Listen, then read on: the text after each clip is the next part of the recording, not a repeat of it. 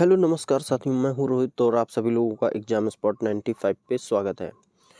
दोस्तों माफ़ी चाहूँगा, आप सभी लोगों की क्लास जो है वो पिछले 2-3 दिनों से नहीं हो पाई है, क्योंकि हमारी तबीयत थोड़ी ख़राब थी और मौसम का परिवर्तन है। आप लोग भी थोड़ा विशेष ध्यान रखिए। तो आज आप लोग 1 सितंबर 2022 की फर्स्ट शिफ्ट का पेपर, प्रीवियस ईयर जो पेपर है, आज उसको सॉल्व करेंगे।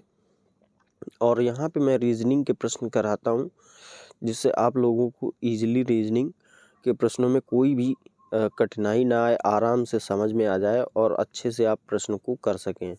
इसलिए हमारा उद्देश्य है कि जो प्रीवियस ईयर क्वेश्चन है उनको कराना, जिससे आप लोग आगे सजग और सतर्क रहें कि कैसे प्रश्न ग्रुप डी में आने हैं। और दोस्तों, अगर आप लोग हमारे चैनल को सब्सक्राइब नहीं किए हुए हैं तो प्लीज़ यार सब्सक्राइब ज़रूर करिए।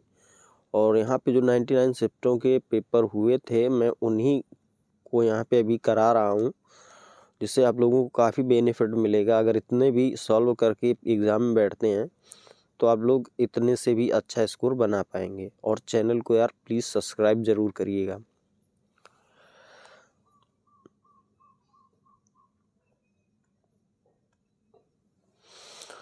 तो चलिए देखेंगे आगे क्लास।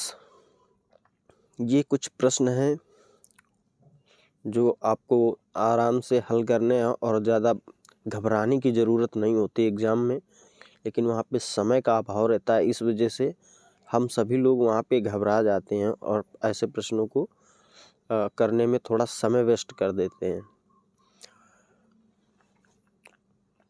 तो चलिए पहला प्रश्न देखिए, इनइक्वालिटी का प्रश्न है, समानता का। इनको कैसे हल करेंगे? देखिए ये कथन है और इसके 4 ये निष्कर्ष दिए हुए हैं।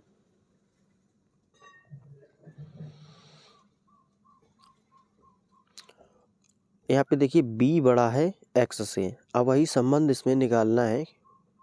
b बड़ा है y से, ठीक है, लेकिन z बड़ा है y से। ही है जहाँ पे दोस्तों ऐसे सिंबल आपको दिख जाए, दोनों अपोजिट साइड में हो, वो कथन कभी सही हो ही नहीं सकता है। आगे देखिए, o बड़ा है y से। o बड़ा है y यहाँ पे है, ये देखिए इसका सिंबल इस तरफ है और ये सिंबल इस तरफ है, यानी अपोजिट साइड है। अपोजिट साइड में कभी भी सही नहीं होता है। यहाँ देखिए x बड़ा है y से।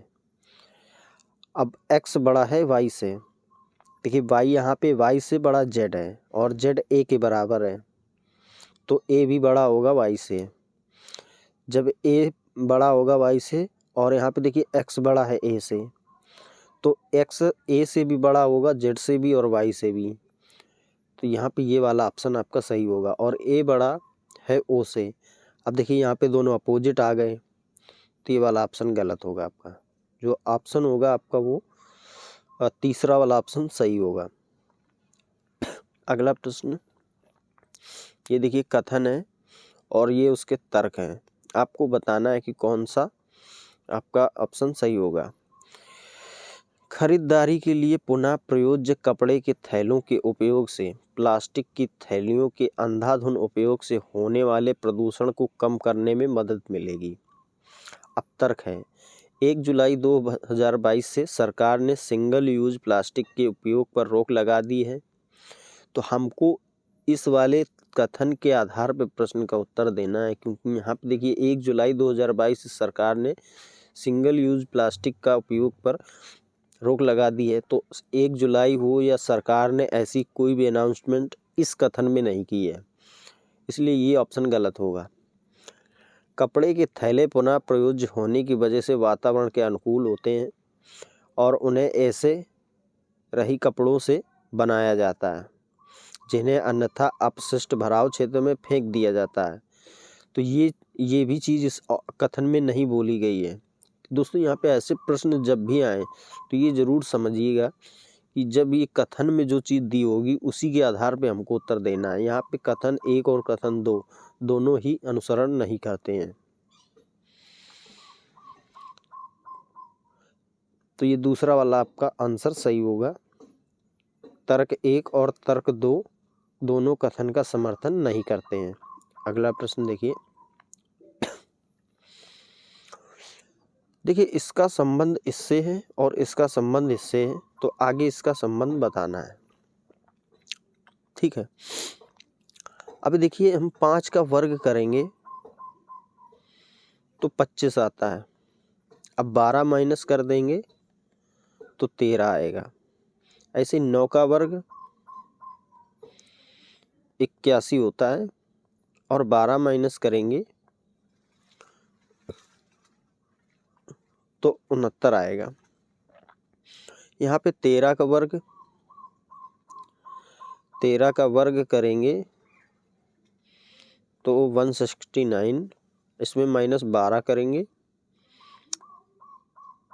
तो 157 आएगा आपका।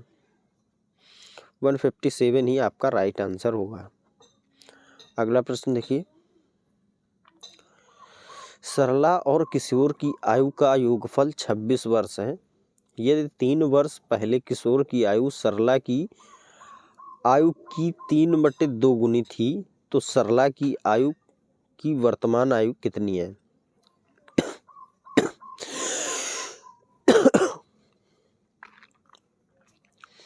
देखिए ये इन प्रश्नों को हम x मान के हल करेंगे। ये सरला और ये किशोर, मान लेते हैं दोनों की आयु x वर्ष है। अब उसने कहा है कि 3 वर्ष पहले तो 3 वर्ष दोनों में प्लस करेंगे। 3 वर्ष पहले किशोर की आयु सरला की आयु की 3/2 गुनी थी। अगर सरला की 3 थी तो किशोर की 2 थी। अब उसने कहा सरला और किशोर की आयु का योगफल 26 वर्ष है, तो हमको इनको ऐड करना होगा और इनकी आयु का जो योग है वो 26 वर्ष है। अब इसको सॉल्व करेंगे तो x वाले x में जोड़ देते हैं, 3 2 5x हो जाएगा, प्लस 3 3 6 हो जाएगा, बराबर 26 के। तो हमको पहले x की वैल्यू निकालनी है, इसके बाद ही हम सरला की वर्तमान आयु ज्ञात कर पाएंगे। अब देखिए यहाँ पे अगर 6 इधर है तो 6 यहाँ पे जाएगा तो माइनस हो जाएगा, तो बचेगा 5x बराबर 20। अब 5 से 20 को काट देंगे तो हम x बराबर जो वैल्यू निकल के आएगी वो 4 आएगी। x की वैल्यू 4 आ गई। अब वर्तमान आयु निकालनी है। अब ये सरला की जो आयु है तो हम x की वैल्यू जब निकाल लिए हैं तो 3 × 4, x की वैल्यू जब इसमें पुट करेंगे तो आएगा 12। अभी ये देखिए वर्तमान आयु की बात करी जाए तो वर्तमान आयु तभी निकलेगी जब ये 3 माइनस कर देंगे। ये 3 वर्ष पहले की आई है, 3 माइनस करेंगे तो वर्तमान आयु आपकी 9 आ जाएगी। तो सरला की जो वर्तमान आयु होगी वो 9 वर्ष हो जाएगी। अगला प्रश्न देखिए इसका संबंध इससे है, इसका संबंध इससे है, तो आगे इसका संबंध बताना है। अब देखिए यहाँ पे 13 का अगर हम गुणा 3 में कहते हैं तो 39 प्लस 10 किया तब 49 होगा, और 11 का अगर गुणा हम 5 में करेंगे, ये नज़दीक हो जाएगा, 11 × 5 तो 55 होता है, -1 हो रहा है। ये तो कोई रूल लग नहीं रहा है, दूसरा रूल देखिए कोई।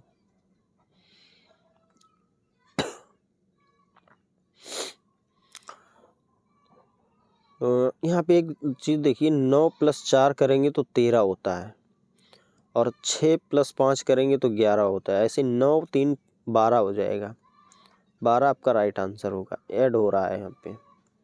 अगला प्रश्न देखिए,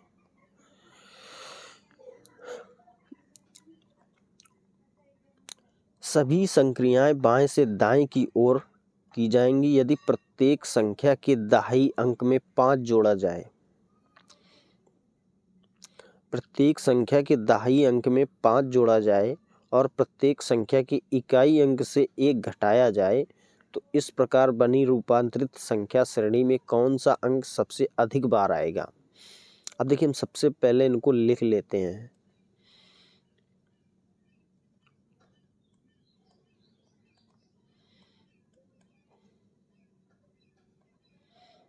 6 25 18 231। अब उसने एक चीज़ बोली है कि दहाई अंक में 5 जोड़ा जाए। दहाई अंक में 5 जोड़ेंगे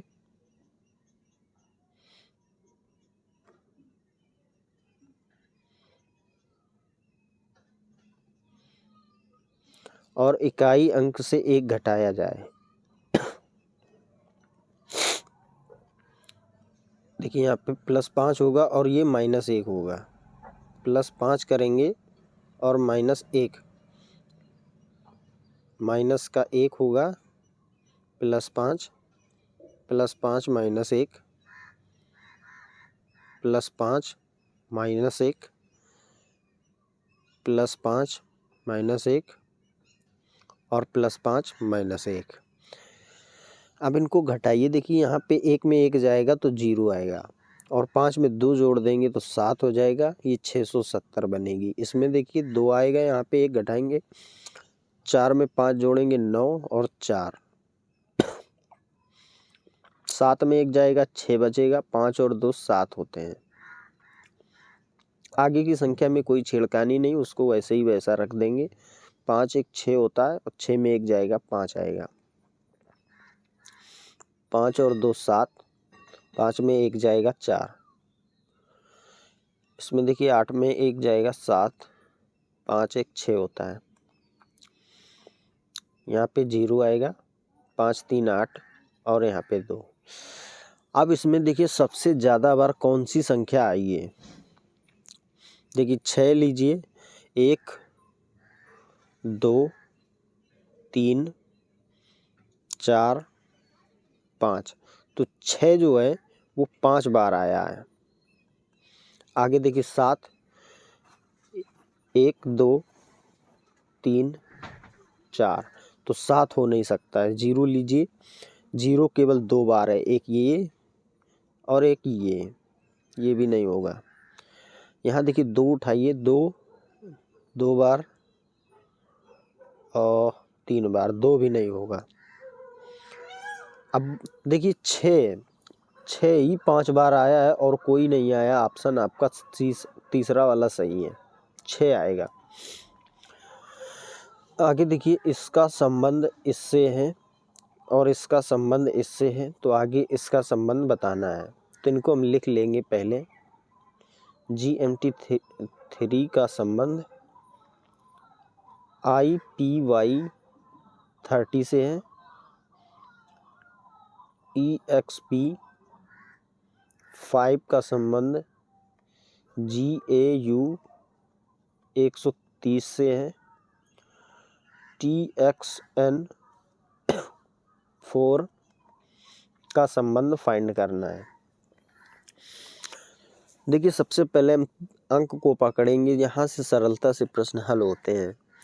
जैसे ये 3 है, अब 3 का हम क्यूब करेंगे तो होता है 27, 3 का क्यूब करेंगे तो होगा 27 और +3 ऐड कर देंगे 130 आएगा।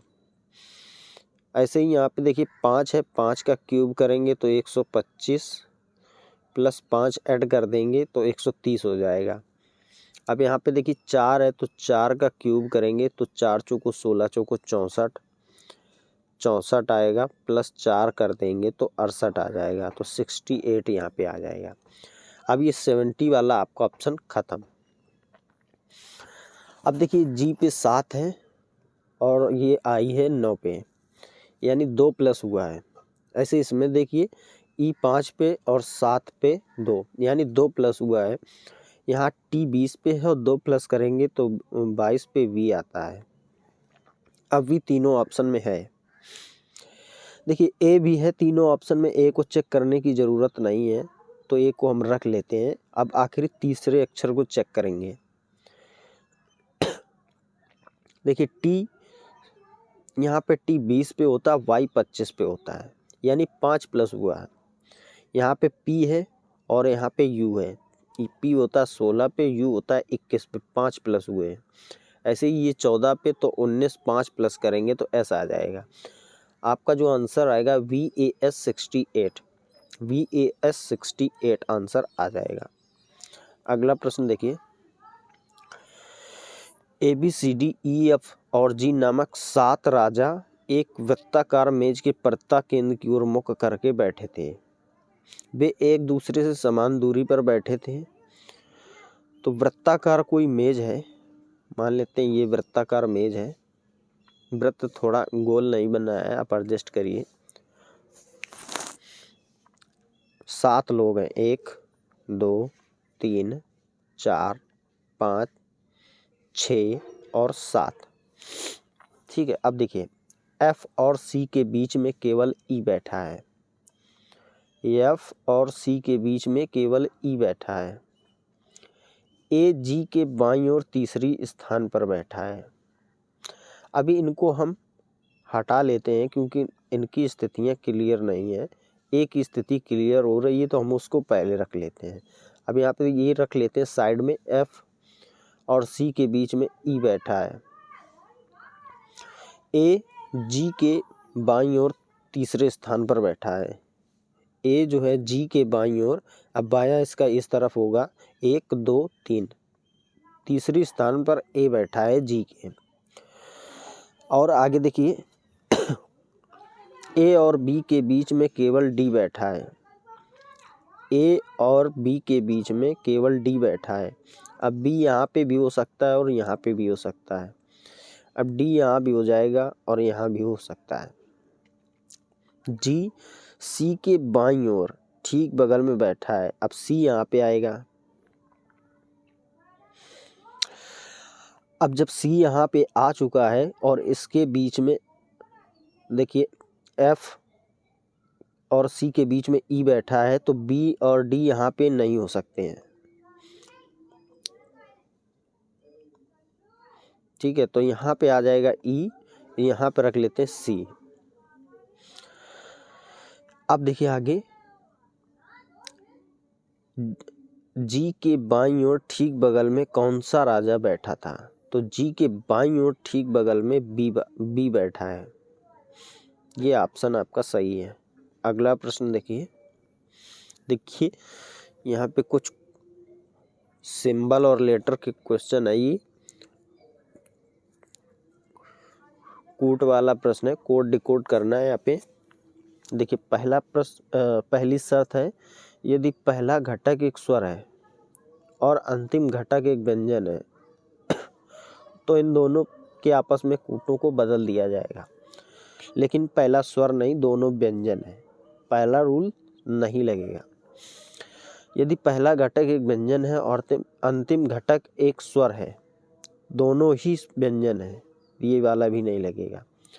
यदि तीसरे और पांचवें घटक स्वर हैं, तीसरा और पांचवा देखिए स्वर है, तो पांचवें घटक को तीसरे घटक के कूट के रूप में और तीसरे घटक को पांचवें घटक के कूट के रूप में कूटबद्ध किया जाएगा। ठीक है, ये कंडीशन इसमें लगेगी।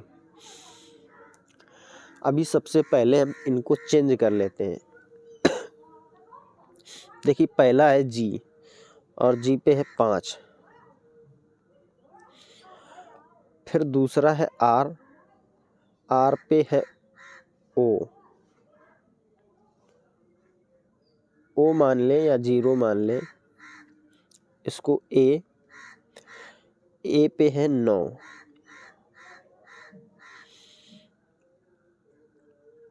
फिर यहाँ पे V पे 8,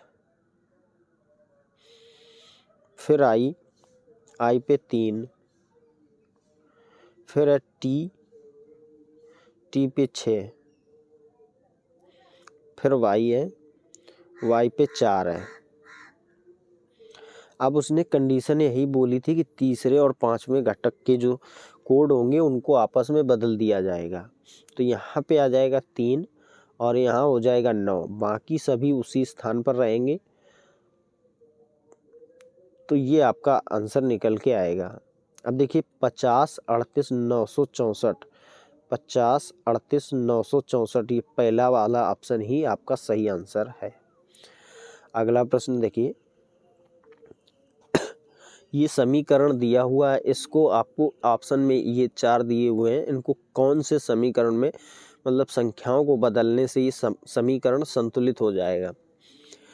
देखिए सबसे पहले 25 हम 2 5 को बदल लेंगे आगे, तो 2 5 को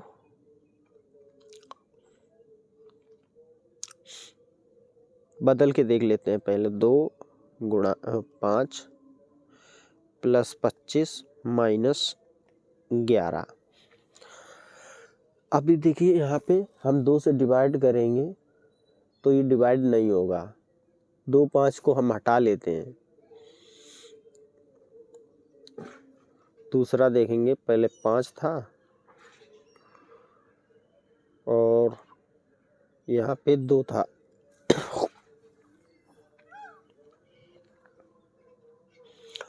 दूसरा है 11 और 24 को बदल लेंगे,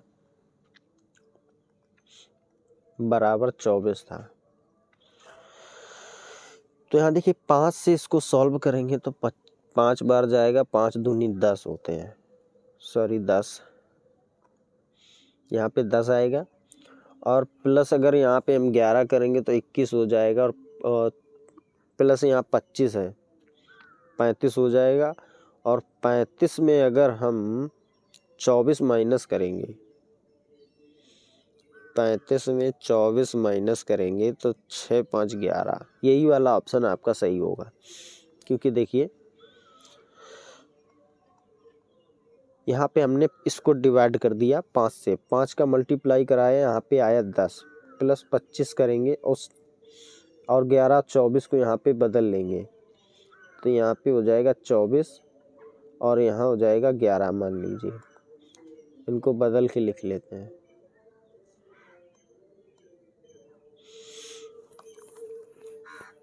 यहाँ पे हो जाएगा आपका 24 और यहाँ पे है 11। अब देखिए जब ये 10 25 35 हो गए, 35 में माइनस 24 करेंगे तो 5 में 4 जाएगा, 1 बचेगा, 3 में 2 जाएगा, 1 बचेगा, यानी 11 निकल के आ जाएगा। तो ये ऑप्शन आपका सही है। अगला प्रश्न देखिए, 6 मकान है KLMNOP एक ही कॉलोनी में स्थित हैं। PK के पश्चिम में 400 मीटर की दूरी पर है। P जो है K के पश्चिम में 400 मीटर की दूरी पर है। M L के पूर्व में 200 मीटर की दूरी स्थित है, ठीक है। O K के उत्तर में 300 मीटर की दूरी पर स्थित है। तो O को पहले लेंगे क्योंकि M L का संपर्क इनसे नहीं है, उसको बाद में लेंगे। O K के उत्तर में 300 मीटर की दूरी पर, K के उत्तर में 300 मीटर की दूरी पर O है। N L के दक्षिण में 150 मीटर की दूरी पर है। L K के दक्षिण में 250 मीटर की दूरी पर है। अब L की स्थिति क्लियर हुई है, यहाँ से देखिए, यहाँ पे L आएगा और ये 250 मीटर की दूरी पर स्थित है। अब M L के पूर्व में 200 मीटर की दूरी पर स्थित है। M L के पूर्व में 200 मीटर की दूरी पर स्थित है। और यहाँ पे क्या छूट रहा था, ये वाला। N L के दक्षिण में 150 मीटर की दूरी पर है। N L के दक्षिण में, तो L के दक्षिण में 150 मीटर की दूरी पर स्थित है, ठीक है। अब सभी लोग बैठ चुके हैं। I और N के बीच की सीधी दूरी कितनी है?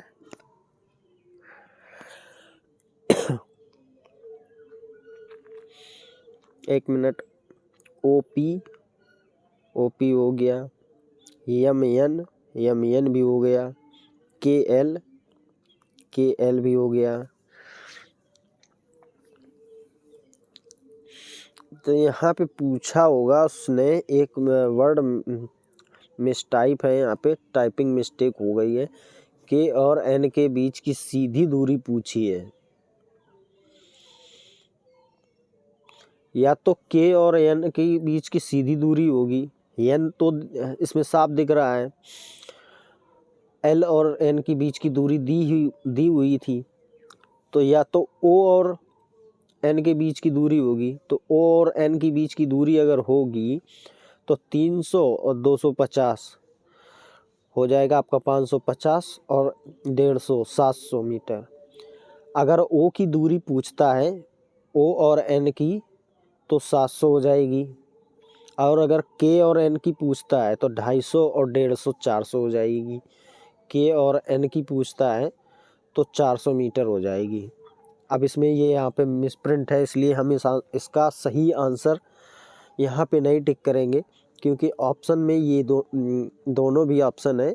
यहाँ पे आप देख लीजिए, इस प्रश्न में यहाँ पे अभी टाइपिंग मिस्टेक हो गई है और इसको क्लास को बैक करके देखना भी पॉसिबल नहीं है। तो आंसर इसी में से कोई होगा। अगर ये वाला पूछा तो ये वाला सही होगा, और ये अगर ओ के ओ और एन का पूछा है तो ये सही होगा। इसमें से कुछ भी हो सकता है, वो आप लोग देख लीजिए प्रश्न में। ठीक है, ये इनके आंसर्स हो सकते हैं। अगला प्रश्न देखिए, ये फिर से देखिए कूट वाला प्रश्न है। यदि पहला घटक एक स्वर है, जबकि यहाँ पे व्यंजन है, पहला ऑप्शन नहीं लगेगा। यदि पहला घटक एक व्यंजन है और अंतिम घटक एक स्वर है, जबकि यहाँ पे दोनों व्यंजन है। यदि दूसरे और चौथे घटक स्वर है, हाँ ये वाला लगेगा, क्योंकि दूसरा देखिए, दूसरा और चौथा घटक एक स्वर है। यदि दूसरे और चौथे दोनों घटक स्वर हैं तो चौथे घटक को तीसरे घटक के कूट के रूप में और तीसरे घटक को चौथे घटक के कूट के रूप में कूटबद्ध किया जाएगा। ये प्रश्न में ध्यान देने वाली बात है, दूसरे चौथे के घटक स्वर बता के और तीसरे और चौथे घटक को चेंज करवा रहा है। यहाँ पे आप लोग मात खा जाएंगे, इसलिए इसको ध्यान से ऐसे प्रश्न करिएगा। देखिए एल पे 6 है, ई पे 7 है, एम पे 8 है, ओ पे 3 और एन पे है 9। अब उसने बोला है तो चौथे घटक को तीसरे घटक के कूट के रूप में। अब चौथा ये है और तीसरा ये है, तो 6 और 7, अब यहाँ आगे आएगा 3 और पीछे जाएगा 8 और ये 9, ये आपका चेंज हो गया। ठीक है, अब देखिए यहाँ पे 67 389, 67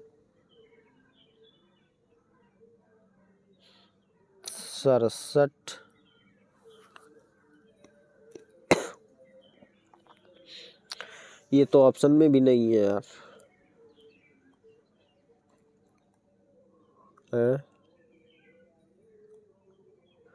फिर से देख लेंगे एक बार, हो सकता है कोई गलती हुई हो।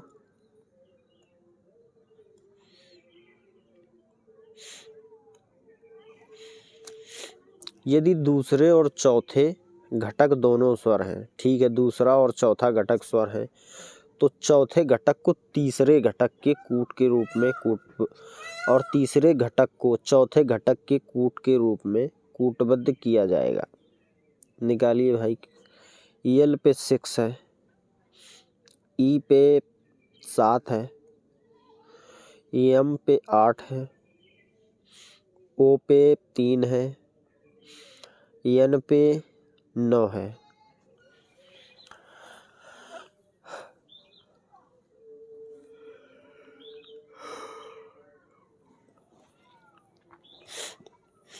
अब इनको देखिए, दोनों घटक स्वर हैं, तो चौथे घटक को तीसरे घटक के कूट के रूप में, तो यहाँ पे 3 आ जाएगा, और तीसरे घटक को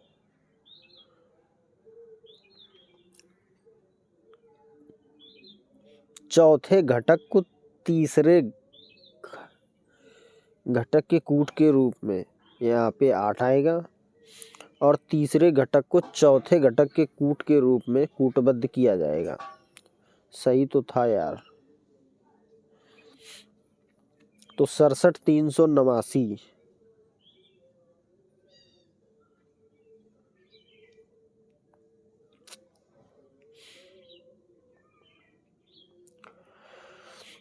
ये तो 67 839 वाला ऑप्शन ये एस्टिस रख दिया है यहाँ पे।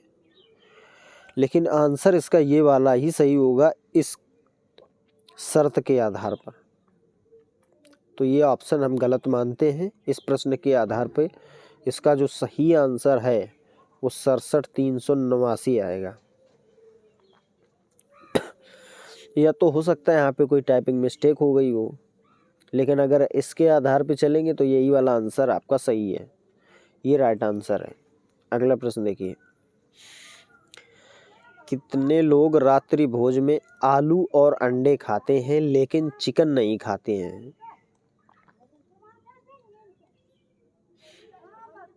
अब देखिए, आलू और चिकन, कितने लोग रात्रि भोज में आलू और अंडे खाते हैं? आलू और अंडे खाते हैं लेकिन चिकन नहीं खाते। तो ये देखिए 21 लोग जो हैं ये आलू और अंडे खाते हैं लेकिन चिकन नहीं खाते। अगर चिकन की बात करता तो ये 15 वाला ऑप्शन सही होता। तो यहाँ पे जो ऑप्शन आपका सही होगा वो 21 वाला सही होगा, ये आपका राइट आंसर है। अगला देखिए, कंपनी ऐसे कितने प्रकार के जूस बनाती है जिनमें सेब और स्ट्रॉबेरी दोनों फ्लेवर होते हैं? कंपनी ऐसे कितने प्रकार के जूस बनाती है जिसमें सेब और स्ट्रॉबेरी दोनों फ्लेवर होते हैं?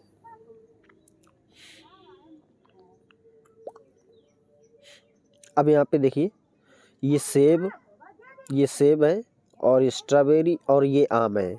तो इसमें ऐसे कितने प्रकार के जूस बनाती जिसमें सेब और स्ट्रॉबेरी, तो सेब और स्ट्रॉबेरी हो गए 10।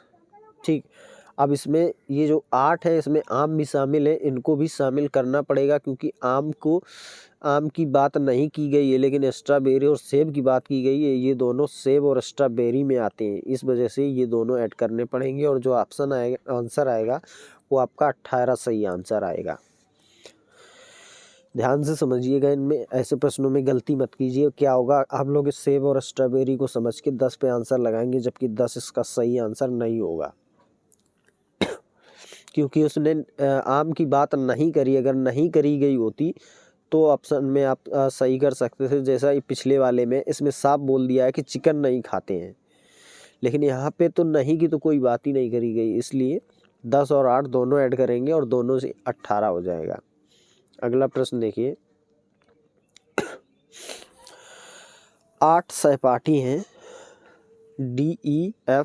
DEFGHIJ और K एक सीधी पंक्ति में उत्तर की ओर मुख करके बैठे हैं। जे पंक्ति के दाएं सिरे पर बैठा है, ठीक है, जे पंक्ति के दाएं सिरे पर बैठा है। डी और आई के बीच एक दूसरे के ठीक बगल में है, ये आई है दोस्तों।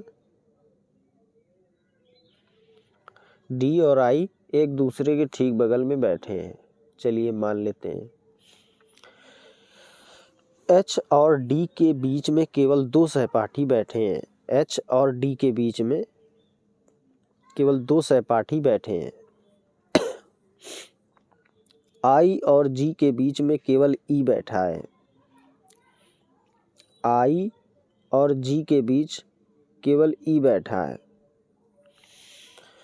के डी के बाईं ओर ठीक बगल में बैठा है।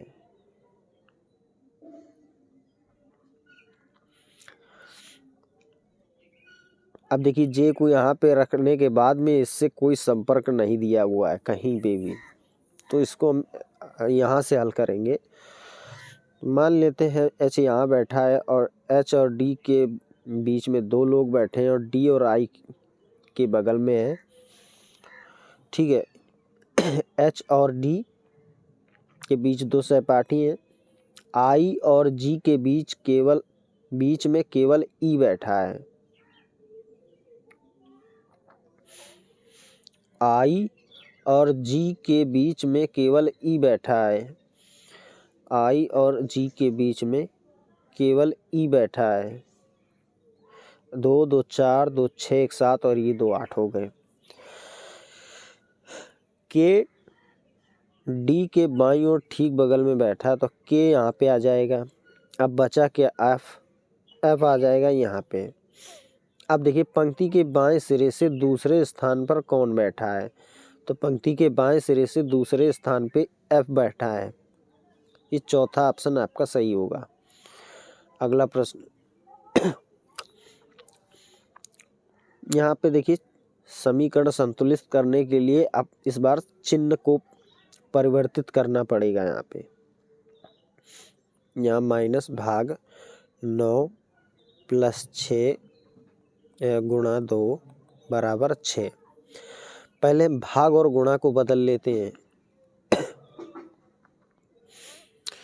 तो यहाँ पे हो जाएगा भाग, यहाँ हो जाएगा गुणा।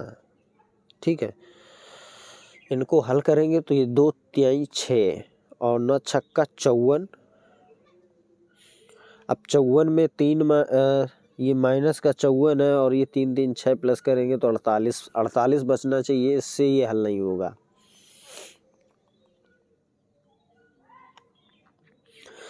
अब दूसरा वाला ऑप्शन लेंगे, प्लस और गुणा को चेंज करेंगे तो यहाँ पे गुणा हो जाएगा और यहाँ हो जाएगा प्लस।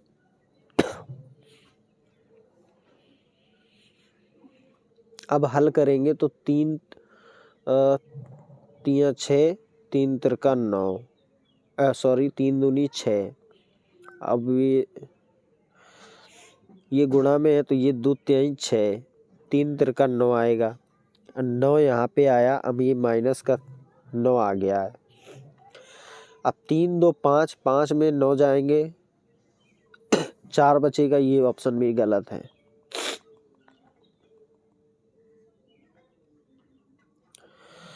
तीसरा वाला रख के देखेंगे, भाग और प्लस को चेंज करेंगे।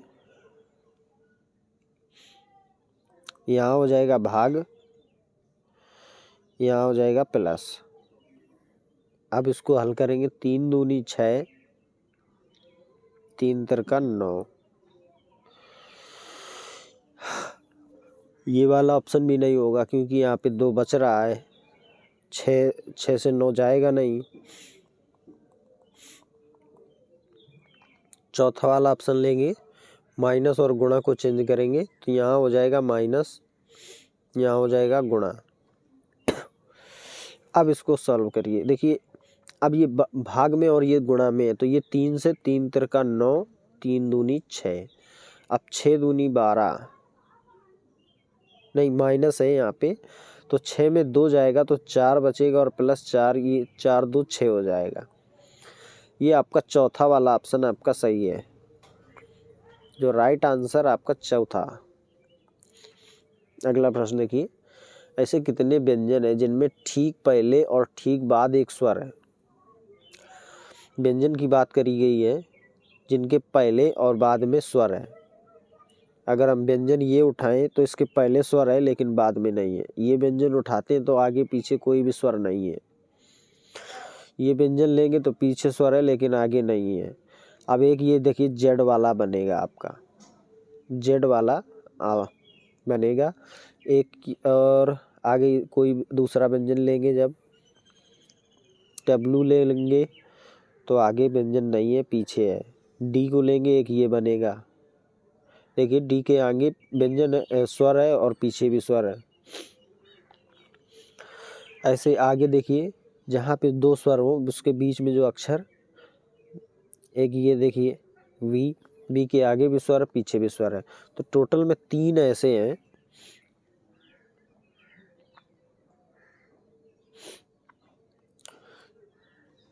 ये ऑप्शन आपका सही है। ये इनसे के वाई से कोई संपर्क नहीं है, गलती से टाइपिंग है ये ऑप्शन आपका तीसरा वाला सही है। P Q R S T और यू 6 सहोदर हैं जिन्होंने अलग अलग वर्षों 2001, 2003, 5, 7 और 10 और 12 में 10वीं कक्षा की परीक्षा उत्तीर्ण की है, लेकिन उनका इसी क्रम में होना अनिवार्य नहीं है। ठीक है, तो हम लिख लेंगे सन।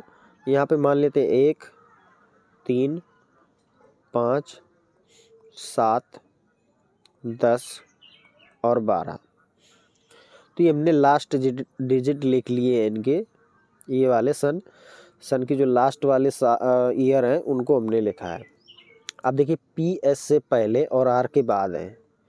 पी जो है एस से पहले है और आर के बाद है। ठीक है, आर से पहले केवल क्यू उत्तीर्ण हुआ है, आर से पहले केवल क्यू उत्तीर्ण हुआ है। टी एस के ठीक बाद वाले वर्ष में उत्तीर्ण हुआ है, टी एस के ठीक बाद वाले वर्ष में उत्तीर्ण हुआ है। यू पी से पहले के किसी एक वर्ष में उत्तीर्ण हुआ है। ठीक है,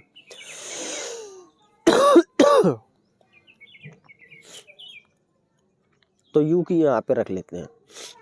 किसने अपनी 10वीं की कक्षा की परीक्षा वर्ष 2007 में उत्तीर्ण की है?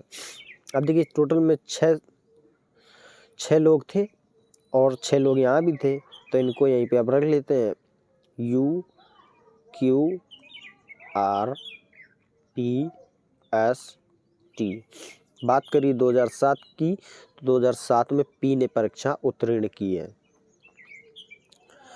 अगला प्रश्न, P Q R S T U और वी में से प्रत्येक की परीक्षा सोमवार से शुरू होकर उसी सप्ताह के रविवार को समाप्त होने वाले किसी एक सप्ताह के अलग दिन में होनी है। ठीक है, लिख लेते हैं।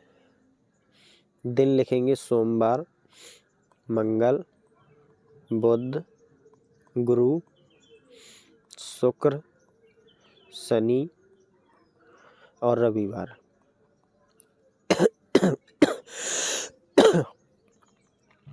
एस की परीक्षा आर के ठीक पहले होनी है।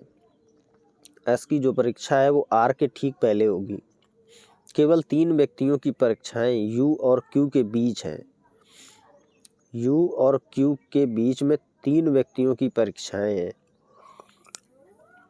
क्यू की परीक्षा एस के ठीक पहले होनी है। ठीक है, केवल 2 व्यक्तियों की परीक्षाएं एस और वी के बीच होनी है।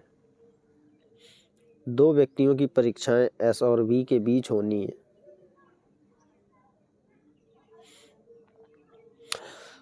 तो एक चीज़ यहाँ पे समझिएगा, जब ये बोल ही दिया है कि एस से पहले क्यू होगा, तो यहाँ पे इनको रख लेते हैं।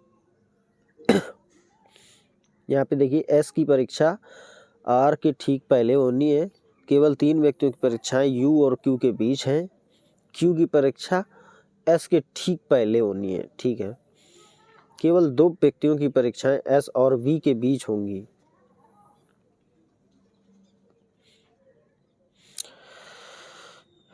एस और वी के बीच होंगी। एस तो यहाँ पे है, अब वी को हम यहाँ रख लेते हैं। तो एस और वी के बीच देखिए 2 व्यक्तियों की परीक्षाएं होंगी। ठीक है, पी की परीक्षा मंगलवार को है। अब पी की जो परीक्षा है वो मंगलवार को है। आर की परीक्षा रविवार को है। अब आर की परीक्षा रविवार को है, तो एस की यहाँ होगी और क्यू यहाँ हो जाएगा। एक स्थान छोड़ेंगे, वी की परीक्षा यहाँ पे हो जाएगी, फिर एक स्थान छोड़ेंगे, यू की परीक्षा यहाँ पे हो जाएगी। अब बचा क्या? टी बचा हुआ। टी की परीक्षा गुरुवार को हो जाएगी। तो निम्नलिखित में से किसकी परीक्षा सोमवार को है? तो सोमवार को यू की परीक्षा है। ऐसे प्रश्नों को ऐसे ही हल करेंगे। देखिए फिर से एक इनइक्वालिटी का प्रश्न है, असमानता का। यहाँ पे एच बड़ा है आर से। अब देखिए आर यहाँ पे है और एच यहाँ पे है। एच बड़ा है आर से, एच बड़ा है जी से और जी बड़ा है आई से। ये आई है, जहाँ पे एक लिखा जाए समझ जाइएगा कि वो आई होगा। एच बड़ा है जी से और जी बराबर आई के, आई बड़ा है आर से, तो एच भी बड़ा होगा आर से। ये पहला कथन सही है। एच बड़ा है सी से।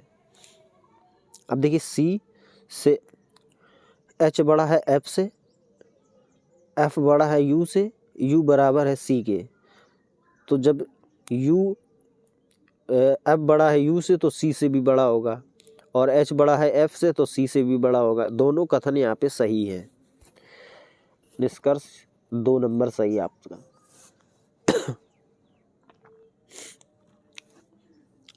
यदि 28 मार्च 2017 को मंगलवार था, 28 मार्च 2017 को मंगलवार था, तो 12 फरवरी 2017 को सप्ताह का कौन सा दिन था? 12 फरवरी सप्ताह का 2017 को सप्ताह का कौन सा दिन था?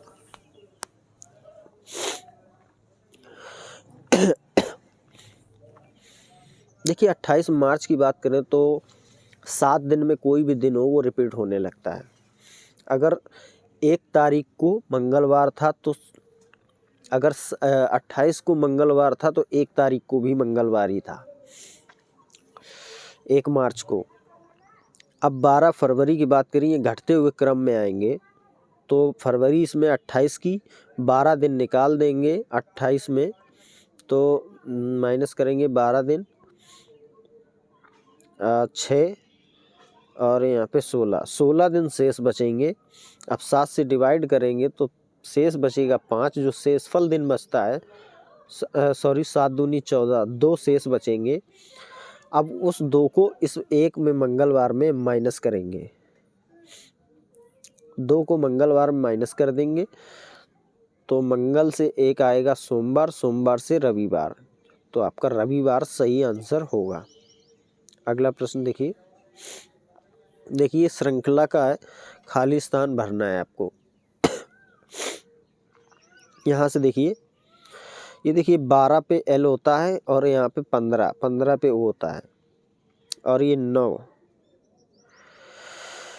पे I आएगा।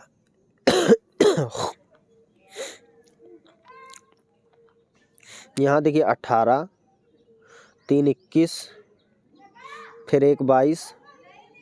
यहाँ पे लिख लेते हैं जिससे बड़ा बड़ा आपको समझ में आए, जिससे आसानी से सीरीज भरने में कोई प्रॉब्लम ना हो।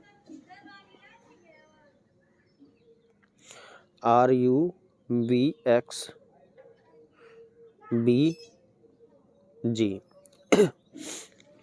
ये देखिए 9 पे, ये 12 पे और ये 15 पे, ये 18, ये 21, ये 22 और ये 24, ये है 2 और ये 7। देखिए समझिए, यहाँ से 18 से 21 हुआ, 3 प्लस हुए हैं, 21 से 22 1 प्लस हुआ है, 22 से 24 2 प्लस हुए हैं, ठीक है। यहाँ पे देखिए 12 3 15, तो आगे यहाँ पे जाएंगे तो 2 प्लस होगा, सॉरी 1 प्लस करेंगे, तो 1 प्लस करेंगे तो 16 पे P आता है, P हो जाएगा। और फिर यहाँ देखिए 16 और 2 18, 3 1 2 की सीरीज चल रही है बढ़ते हुए क्रम में। तो यहाँ पे देखिए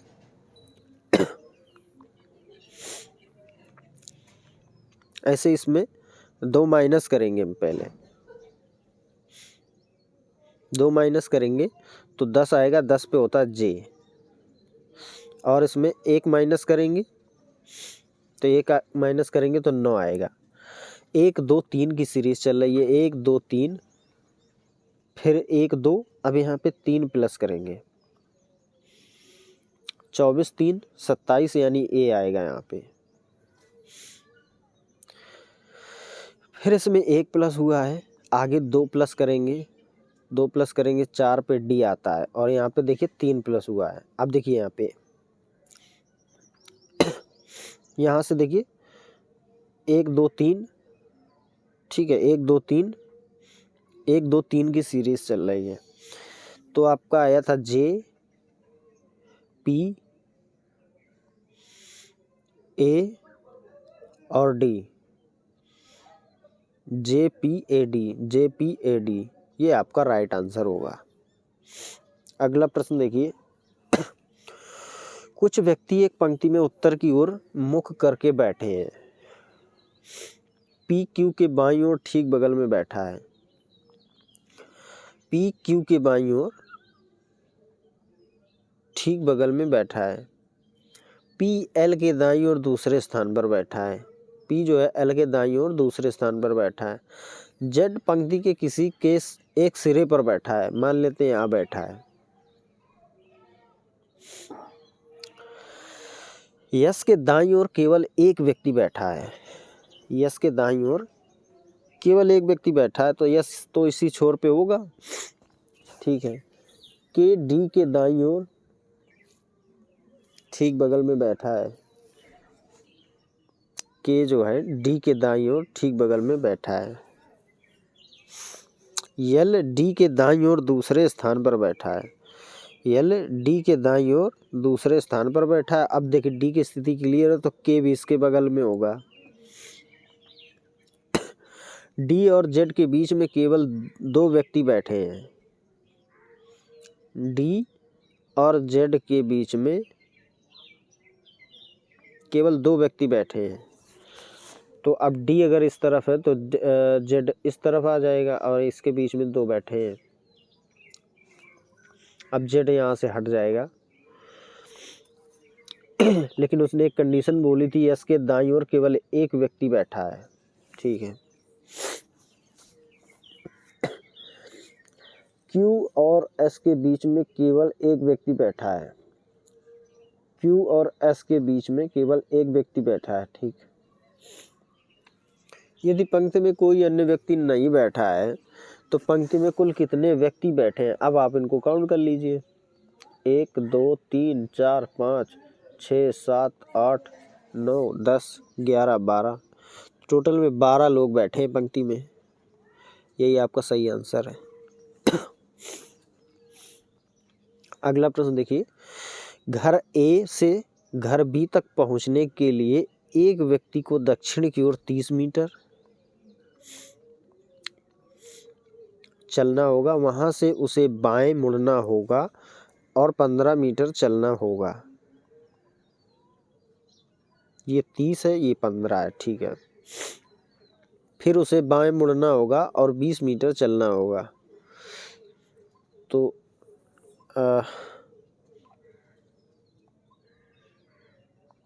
बाएं मुड़ना होगा और 20 मीटर चलना होगा। ये 20 मीटर चला दिया इसको। इसके बाद उसे पुनः बाएं मुड़ना होगा और 25 मीटर चलना होगा। फिर से बाएं मुड़ेगा और 25 मीटर चलेगा। अब देखिए 15 दूरी ये है और 10 और चलाएंगे तो 25 हो जाएगी। ठीक, फिर उसे दाएं मुड़ना होगा और 10 मीटर चलना होगा। अब 20 ये चल के आया था ऊपर और 10 ये चल जाएगा तो इसके बराबर आ जाएगा। ठीक है, फिर उसे बाएं मुड़ना होगा और अंत में घर बी तक पहुंचने के लिए 17 मीटर चलना होगा। ये 17 हो गई। घर ए, अब ये घर ए था और ये घर बी है। घर ए घर बी से कितनी दूर है और किस दिशा में है, अब बी के सापेक्ष ए की दिशा बतानी है तो पूर्व हो जाएगी। और दूरी की बात करें तो 17 ये है और 10 ये हो जाएगी, क्योंकि देखिए 15 ये थी और वो टोटल में चला 25 है। 15 ये हो जाएगी और 10 ये हो जाएगी तो टोटल 25 हो जाएगी। अब ये 10 है तो 10 ये भी रहेगी। तो आपका 27 मीटर पूर्व, 27 मीटर पूर्व दिशा, ये आपका राइट आंसर है। अगला प्रश्न देखिए, 102 डी का अर्थ है भाग।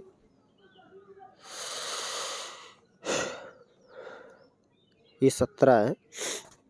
अब ब्रैकेट बंद। बी का अर्थ है प्लस, फिर 5, ए का अर्थ है गुणा 3। इसको सॉल्व करेंगे। 17 छक्का 102, 5 3 15, तो प्लस 15 बराबर 21। 21 आपका राइट आंसर है। अगला प्रश्न, उक्त श्रृंखला में ऐसे कितने प्रतीक हैं जिनमें से प्रत्येक के ठीक पहले एक अक्षर आता है और ठीक बाद एक संख्या। ये देखिए एक प्रतीक तो ये है, इसके पहले एक अक्षर है और बाद में एक संख्या है।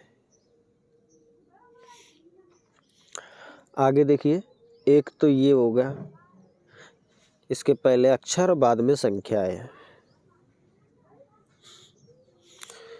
एक ये देखिए, इसके पहले में एक अक्षर बाद में एक संख्या है। एक ये हो जाएगा आपका, इसके पहले एक अक्षर बाद में संख्या है। और कोई भी नहीं है। 2 2 4 4 ही टोटल में ऐसे हैं। ये आपका राइट आंसर है। देखिए सीरीज का प्रश्न है, सीरीज का प्रश्न बनाइए।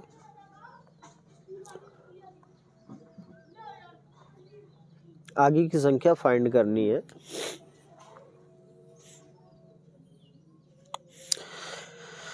इसमें गुणा 1 करेंगे प्लस 1 करेंगे, इसमें गुणा 2 होगा प्लस 2 होगा, इसमें गुणा 3 करेंगे प्लस 3 होगा, इसमें गुणा 4 करेंगे प्लस 4 होगा, इसमें गुणा 5 करेंगे प्लस 5 होगा।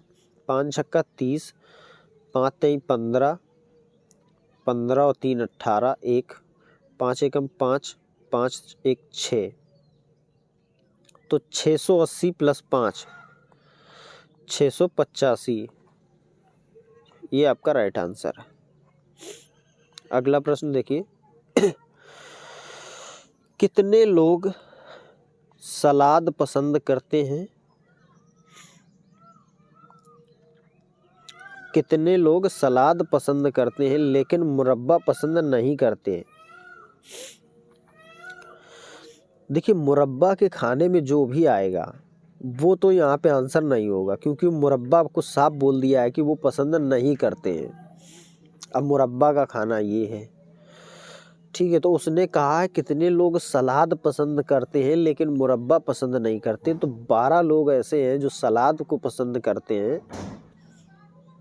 12 लोग सलाद और सूप को पसंद करते हैं और सलाद को 29 लोग पसंद करते हैं। तो 29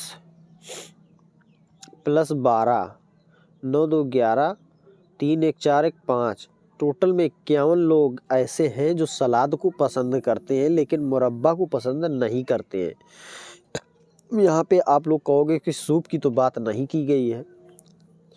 जब किसी की बात नहीं की जाए तो भी उसको काउंट किया जाता है। यहाँ पे आंसर आपका जो आएगा वो फर्स्ट आंसर आपका सही है। अगला प्रश्न देखिए, फिर से सीरीज का प्रश्न है।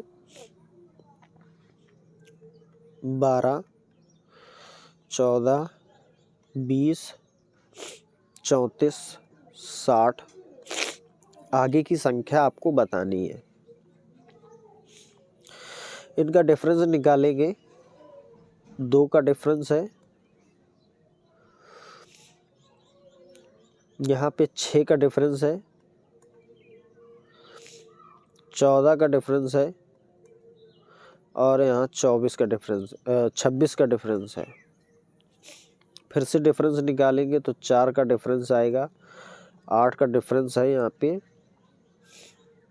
और यहाँ पे 6 में 4 2, 2 में 1 गया, 1 बचा 12, यानी 4 4 बढ़ते हुए क्रम में चल रहे हैं। तो यहाँ पे 16 ऐड करेंगे, 32 10 42 हो जाएगा। 42 को हम इसमें ऐड करेंगे तो होगा 102।